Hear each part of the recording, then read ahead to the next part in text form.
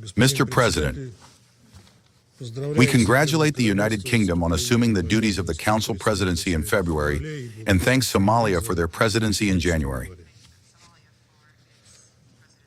Mr. President, allow me to begin by expressing sincere condolences to the government and citizens of Pakistan in connection with the recent terrorist attacks, which claimed the lives of about 50 civilians and security forces personnel.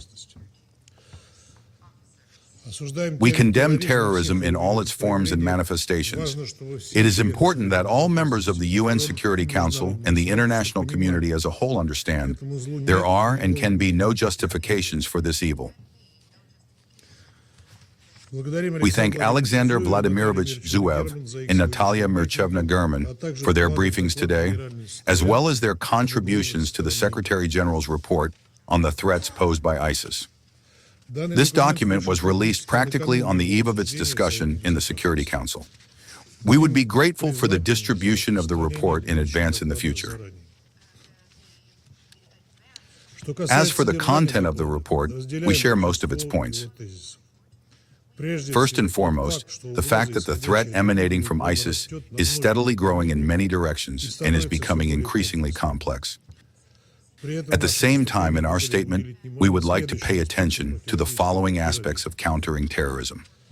Mr. President, a current topic of the report is the growing use by terrorists, including ISIS, of new and emerging technologies. As follows from the document, such terrorist organizations as ISIS are betting on the improvement of unmanned aerial vehicle technologies. But we are talking not only about drones used for reconnaissance, delivery of cargo, and committing terrorist attacks. It is important to suppress the acquisition and use by ISIS and its affiliates of commercial satellite communication terminals, including Starlink. We count on the fact that the states under whose jurisdiction the relevant technology companies operate will show foresight and take effective measures to counter such technologies falling into the hands of terrorists. We support the Secretary General's call contained in the report for states to cooperate more actively with each other and with the UN to solve this problem and to promote the responsible use of new technologies in the fight against terrorism. Terrorists widely use information and communication technologies, both for financing criminal activities and for spreading their ideology and committing attacks. The problem is universal and requires the development of coordinated interstate mechanisms for suppression.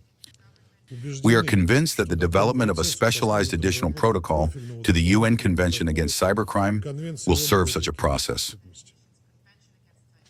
The document will be intended to help prevent the use of new and emerging technologies for terrorist and extremist purposes.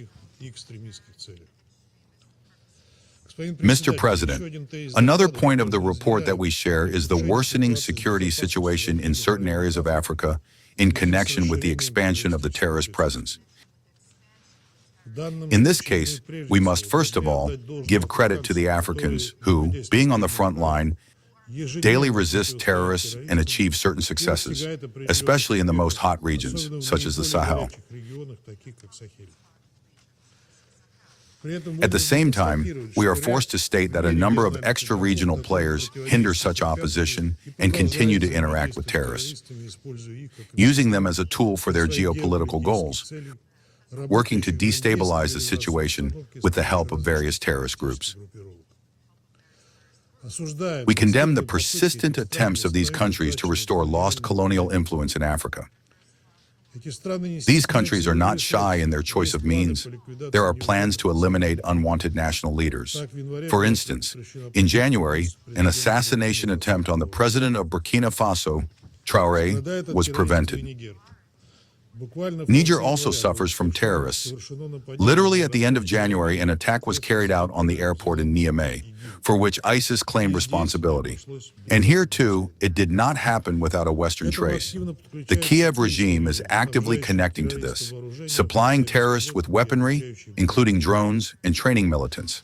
The link with the Ukrainians works most actively in Mali, Last year's terrorist attacks on fuel tankers, attempts to blockade Malian cities, and the killings of peaceful civilians took place with the assistance of external forces. We call upon the international community to take effective measures to prevent weapons and their components from falling into the hands of terrorists. The nourishing of militants with weapons must not go unpunished. We also draw attention to the fact that, in addition to Kiev's direct support of terrorists, Africa suffers from the uncontrolled pumping of the Kiev regime with Western weaponry. Weapons from there reach militants throughout Africa via black markets. Their illicit trafficking is only growing. Mr. President, we call upon the UN member states to remember the fundamental principle of international law, the principle of cooperation. We address a separate call to Western countries to moderate their geopolitical appetites and stop interacting with terrorists directly and through their Ukrainian satellites. Russia stands for depoliticized professional cooperation in the field of counterterrorism based on the norms and principles of international law. Thank you.